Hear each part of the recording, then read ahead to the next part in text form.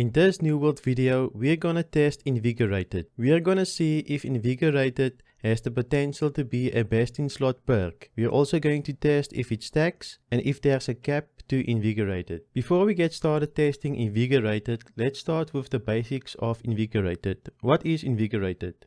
Well, Invigorated is a perk you can get in your armor. It reduces weaken, disease, exhaust and rend. So it reduces the duration of those effects. If you didn't know, the effect weaken reduces your outgoing damage. So if you want to do damage, you're going to do, for example, 10% less damage if you have weakened applied to you. If you have diseased applied to you, you will heal for less. For example, all incoming healing will be reduced for 10%. If you're exhausted, if the exhausted effect is on you, your stamina regeneration will be decreased.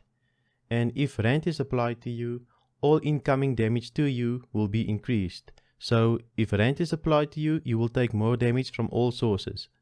Most of these effects last from 10 to 15 seconds, so Invigorated reduces the duration of all of these effects.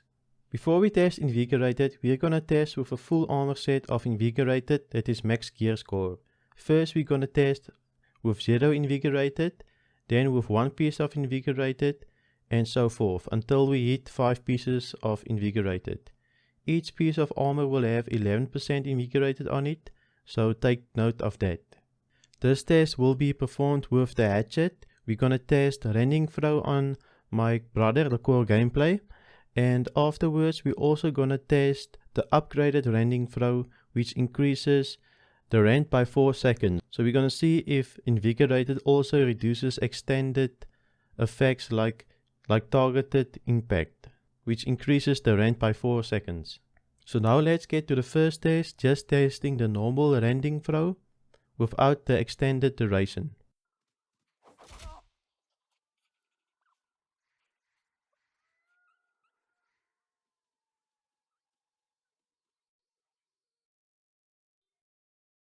We just saw that Invigorated is working as intended.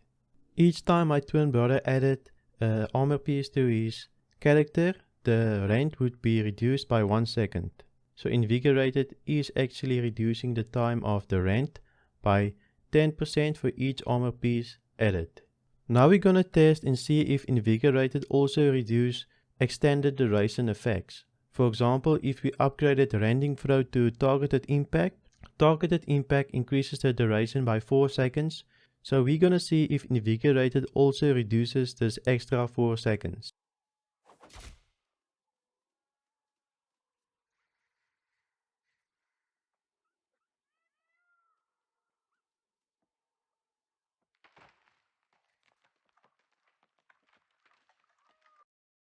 We just learned that Invigorated does not reduce extended effects.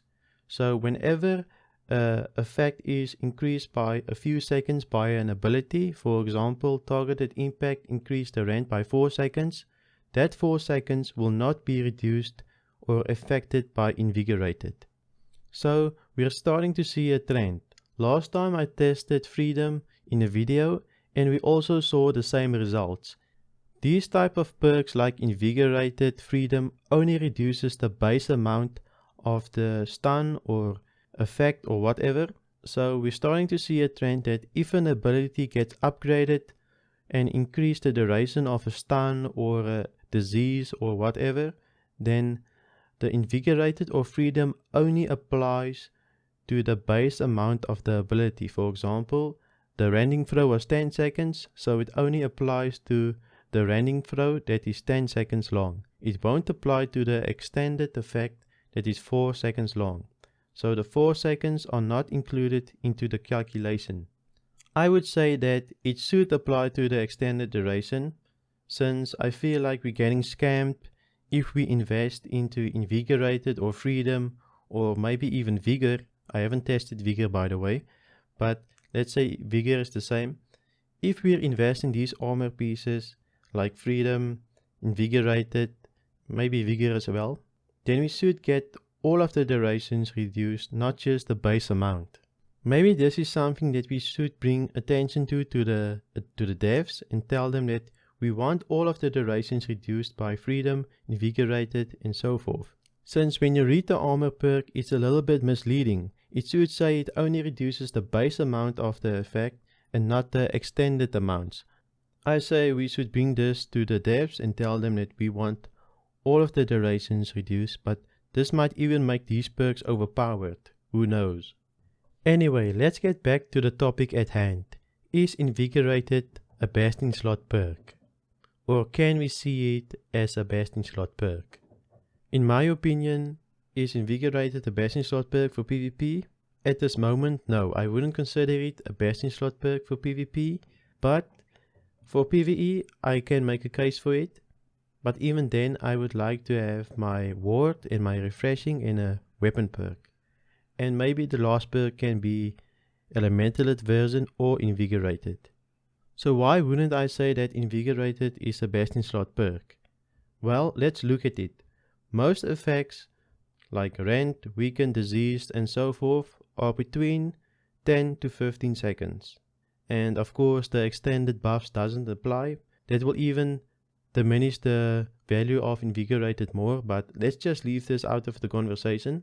So if we reduce a 10-second rend on us by 55%, we get 5 seconds of rend.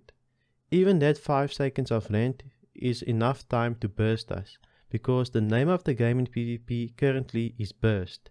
So even if you have a 5-second rend on you, that's enough time to burst you and kill you.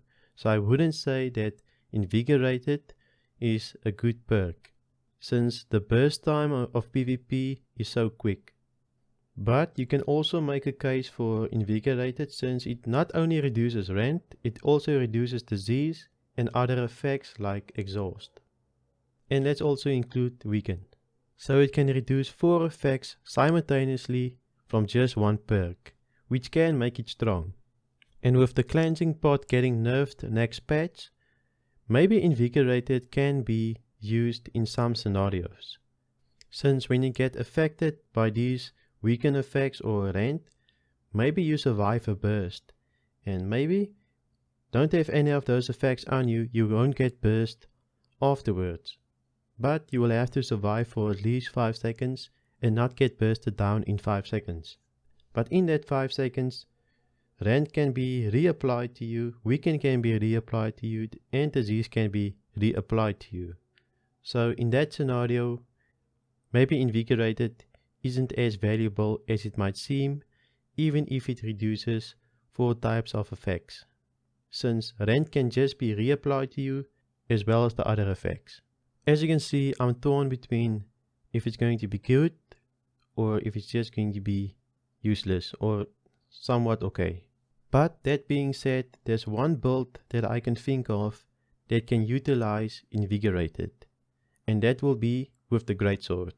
Before I tell you how Invigorated can be used with the Greatsword, I just want to say thank you to my twin brother, The Core Gameplay, for helping me with this test. You can check out his channel. He also makes amazing New World content. I'll link it in the description and in the pinned comment.